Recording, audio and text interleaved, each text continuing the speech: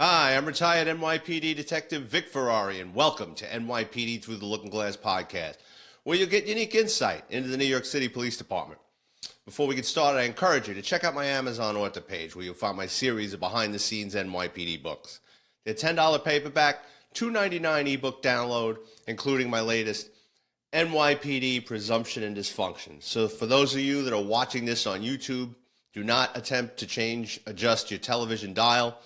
Those of you that are listening on iTunes and Buzzsprout, you're going to notice there's something going on with my voice and cadence. And on YouTube, obviously, you can see I've got this Unabomber / George Lucas look going. Wasn't feeling good on Sunday watching the Super Bowl. Monday, this thing kind of turned into a head cold. And all week, I was feeling like crap, sneezing and everything. And I took a COVID test I had laying around, and I've got COVID again. So, those of you who've had COVID, it's not the worst thing in the world. The problem with COVID is it hangs around. It doesn't go away. It's Teddy KGB in the 1998 movie Rounders, hanging around. Chick. It just hangs around, and it just won't go away. So finally, I did one of these teledoc things, and I got a prescription for Plax-O-Vid, which is no relation to Ron Popeil's Veg-O-Matic, and it seems to be working. But the side effects of this drug, so I take it, and within an hour, your mouth feels like you've got ever-ready batteries in it. You have this metallic taste in your mouth, and COVID wipes out your sense of taste and smell to begin with. I got that going on, but what I can taste is metal. It sucks. My fever broke last night, so it's like I needed a wetsuit. Just kept sweating. So anyway, dealing with the effects of COVID. A lot of people reach out to me and like, oh, I always look forward to the end of the week when you drop an episode, and I appreciate that. So, for you guys, I figured, all right, let me see if I can put together an episode. I wasn't going to interview anybody, obviously. I wouldn't want to put somebody through that. Oh, and if this isn't enough for dealing with the COVID, my Irish Wolfhound puppy has decided to go on a hunger strike. So about 2 weeks ago, she's just looking at her food and walking away. So after a couple of days of this, I change her kibble. She starts eating the kibble. Then she starts going away. And I'm panicking because a large dog, they're supposed to grow at a certain rate. So I start doing the little things. First, I start putting egg whites in her food. She'll eat that for a day. She gets tired of it. I crush the strawberry and put it in there. This is getting ridiculous now. When my last dog was going through cancer and chemotherapy and didn't want to eat, I was making special meatballs and stuff. This is a perfectly healthy dog. I'm not going through that crap. So if anybody knows what to do to get your dog to eat when they're being a pain in the ass, reach out to me. You know how to get in touch with me and let me know. Hopefully this week, if I feel better and he's available, I'm going to be interviewing retired NYPD Lieutenant Commander Vernon Gerbeth. He was the 7th Zone Homicide Lieutenant in the Bronx. He's got a lot of great stories. He's the author of a great book called The Godfather of Homicide. Vernon J. Gebert's A Cop's Cop. It's available on Amazon, and give it a look. The guy's got a lot of interesting stories. He was recommended to me from the New York's Finest podcast, and I appreciate that. He's pushing a book, and he's a nice guy. I talked to him on the phone. He's got a lot of great stories. So let's get to the true crime section while I still can, and then I'll tell my couple of stories. An FDNY EMT was busted Thursday in a 2021 murder of a 22-year-old Queens man who was gunned down as he sat in his Range Rover, apparently during a heist.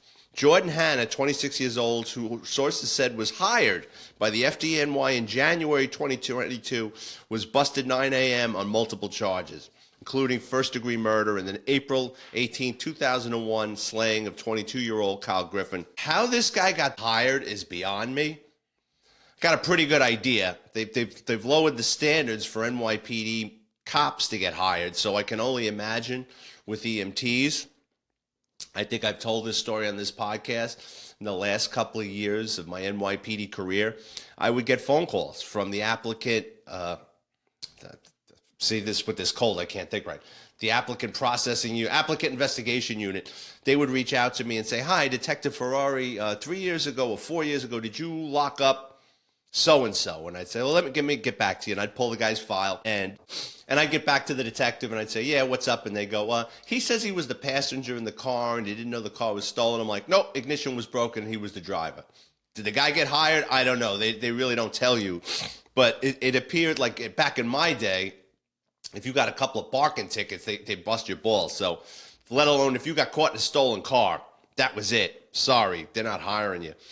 Traditionally, I don't know about now, but when I was on the job, NYPD cops and EMS were like this because we depended on each other.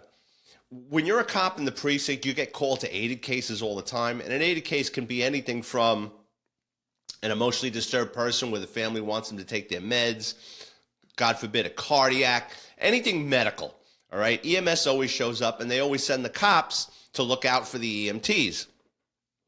Something happened, I forget what year, that they put EMS with the fire department. Now, the NYPD and the fire department have butted heads, but never the EMS. We get along with them quite well.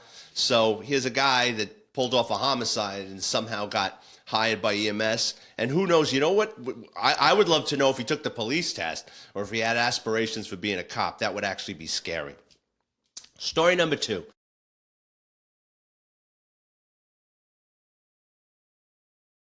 The Manhattan man whose dismembered torso was found stuffed in a suitcase bobbing around the East River was on the phone when his killer pounced, and the caller heard the fatal struggle, his nephew claimed. Edwin Etrevera told neighbors his alleged live-in killer was his grandson and claimed he took him in because he felt sorry for him, according to his nephew Eric Maldonado. He was talking to his friend on the phone, and his friend heard the argument. Then he heard some loud banging, then grunting, and then moaning, Eric Maldonado said, of the fight that allegedly ended with Christian Millette, 23 years old, knocking down his 65-year-old uncle to the ground, stomping his head, and stabbing him 14 times with a makeshift ice pick. You got to see the picture of this guy. For those of you who could just go online and Google it.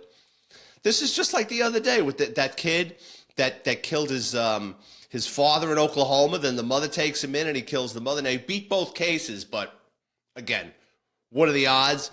Here's a guy, 65 years old. He doesn't have to take in his nephew. And this lunatic, you know, it's not like something they got into a fist fight. Not that I would ever raise my hands to my father or one of my uncles. But let's just say you did, and God forbid you struck the guy once and he goes down and hits his head 14 times. Good luck with this one, but it happened in the Bronx. He'll see the light of day. Speaking of remorseful bad guys, a remorseful death row inmate pleaded for forgiveness and mouthed one final message before being put to death in Texas on Thursday, 20 years after he killed his strip club manager and another man. Richard Lee Tabler, 3 names. The reason I say 3 names, 4 names, I always noticed, even as a kid, whenever there was a bad guy or a wanted poster, when I used to steal the wanted posters from the post office, it's always the guy or a woman with 3 names. But whatever. Richard Lee Tabler also admitted to killing 2 teenage dancers at the club and said he found God during his 2 decades in prison. Why does everybody find God after they do something shitty? I had no right to take your loved ones from you. And I ask and pray and hope and pray that one day you'll find it in your hearts to forgive me for those actions, Tabler said, strapped to the death chamber gurney. Yeah, strapped to it, that would make you see God. Looking at relatives of the victims who watched through a window several feet away, no amount of my apologies will ever return them to you. He told the victims' family members that there wasn't a day that went by in which he didn't regret his actions and thanked prison officials for their compassion and show that he could change and become a better man. Well, hopefully he becomes a better man up there, but I don't think he's going up there. The 46-year-old ex-con charged with gunning down a beloved Bronx dad over a parking spot Sunday did 24 years in prison for the cold-blooded killing of a Schenectady man 30 years ago. New York State Parole Board, way to go.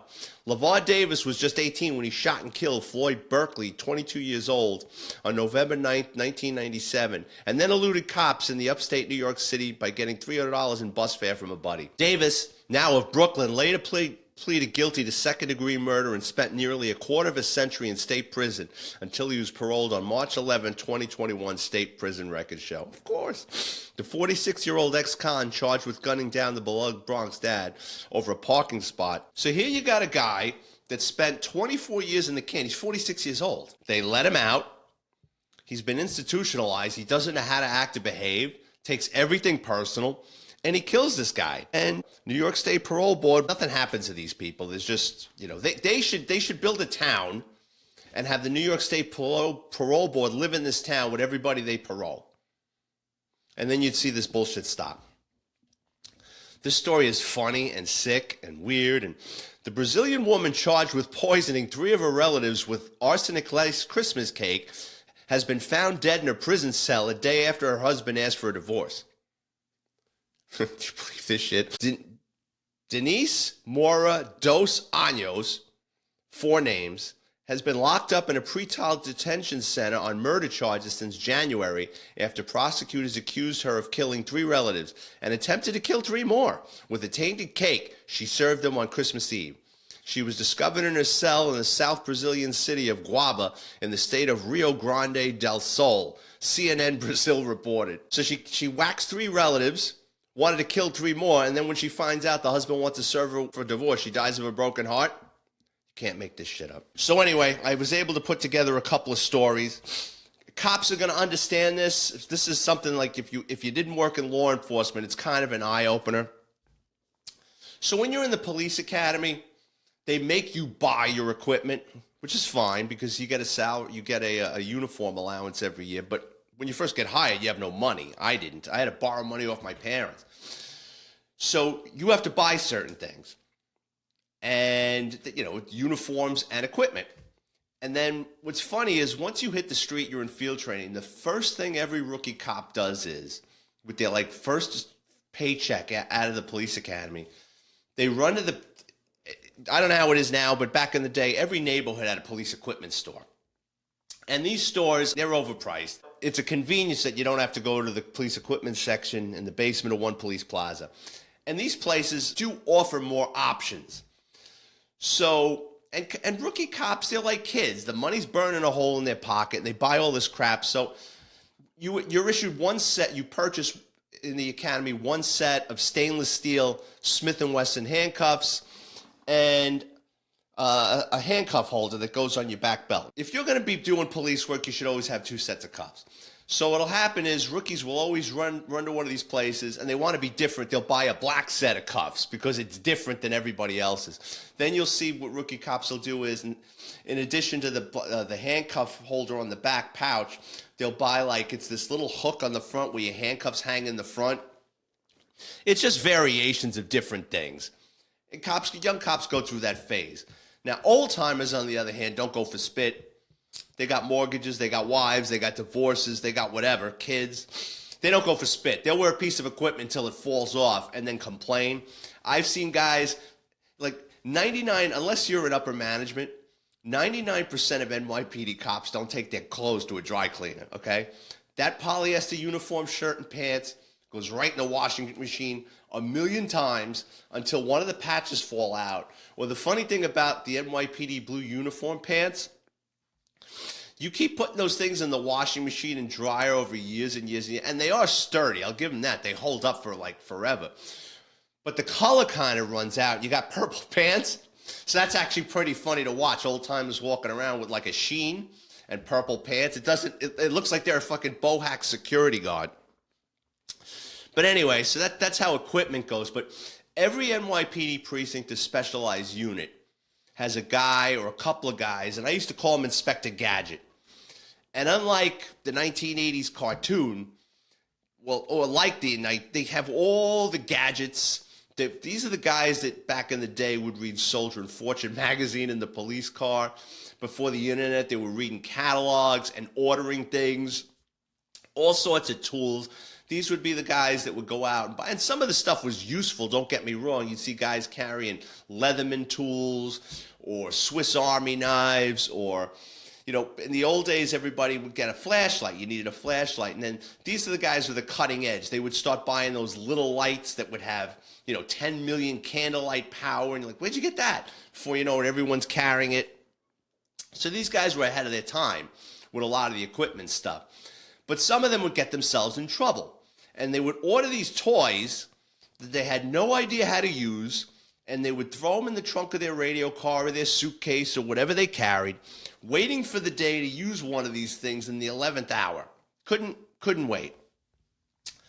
So I'm on patrol up in Riverdale, and in the 50 you had these luxury apartments that overlook the Hudson. They're beautiful. Some of them are 30 stories. and I think it was on a day tour, or the beginning of a 4 to 12. An elevator got stuck between floors.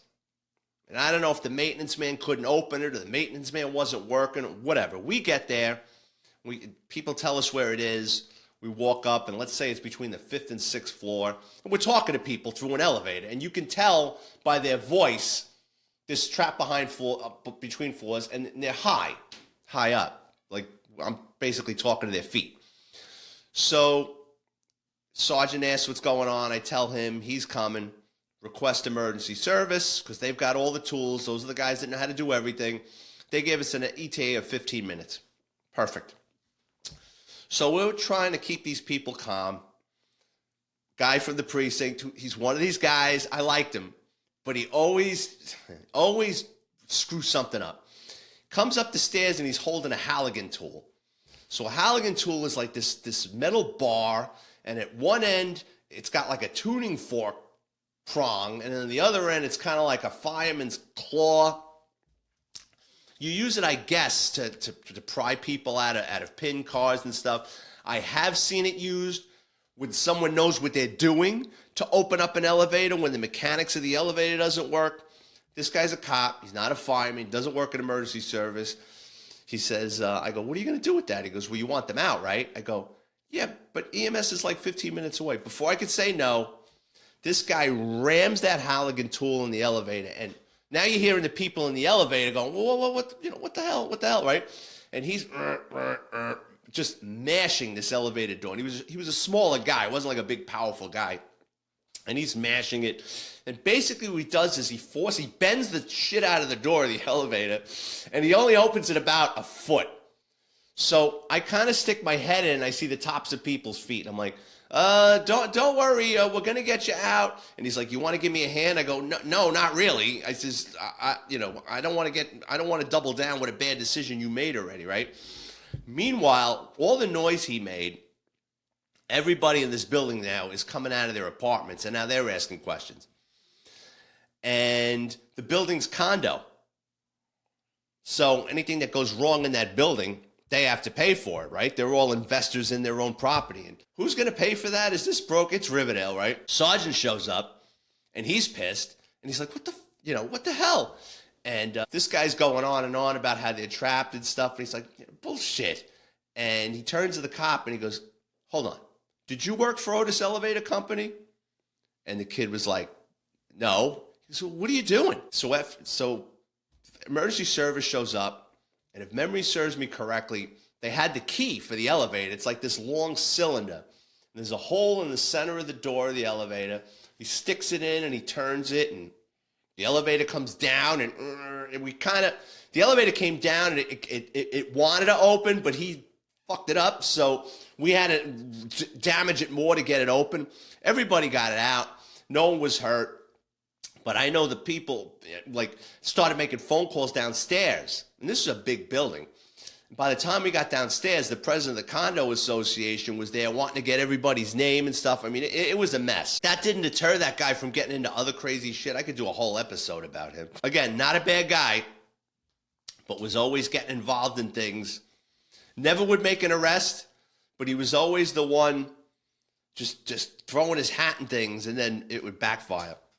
So another Inspector Gadget story I'm in auto crime, and it was a major case out in Queens. Had nothing to do with us. I was the Bronx office. So what would happen with that is they don't tell you what's going on because loose lips sink ships. All you're told is Wednesday, go up in the Bronx office at 4 in the morning, be out in Queens by 5:36, and you'll get an envelope. So each team goes out there. There's 120 detectives, and they would say, all right, this team, you're going to this address. Here's a search warrant. Arrest this guy, and this guy. Execute a search warrant at this location and recover stolen parts and property. Because with these major cases, you're hitting multiple places. So it's not like the guy that did all the work on this case can go and raid each place. He's got to assign it to different places. So we go to this junkyard out in Queens, arrest the owner, and he had, I think it was a backhoe. And we asked him, like, how does that thing start? He was not cooperative. He's like, I'm not talking to you. I'm not telling you anything. So him and his workers go out in cuffs. And we're trying to figure out how to, there was like, I don't remember if there was like things blocking the rows of this junkyard, but we were having difficulty getting the parts out and getting to things.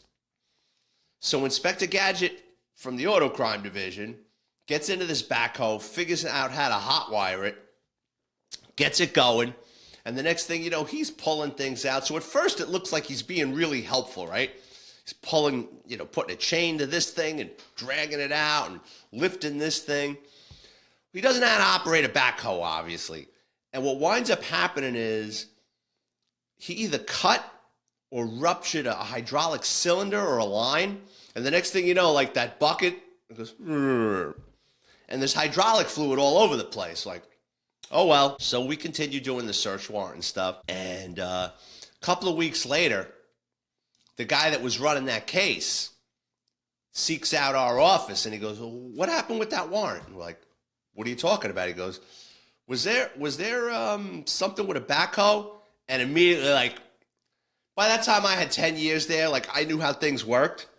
And that's between the guy that got the search warrant and the guy that screwed it up. What happened was the guy that owned the junkyard, when he got out of jail, he's got all these criminal charges pending. He was pissed off that someone broke his backhoe. So I think he was suing, and I think Inspector Gadget wound up getting deposed in a civil suit for ruining this guy's backhoe. So again, Inspector Gadgets mean well, but they often do more harm than good. I'm sure I'm going to get a million emails like, I worked with a guy that did this and I worked with a guy that did that. That's all I could think of in my COVID state. But that's my two stories on Inspector Gadgets. So I want to thank everyone, again, for putting up with me in this diminished state. If you work in law enforcement or have an interesting criminal background, please drop me a note on Twitter or Instagram at VicFerrari50. If you're watching on YouTube, please hit the like or subscribe button. If you enjoy the content, please check out my Amazon author page. Just type in my name, Vic, Ferrari like the car, where you can preview all my books for free, including NYPD Presumption and Dysfunction. Thanks again, and I'll have another episode out next week.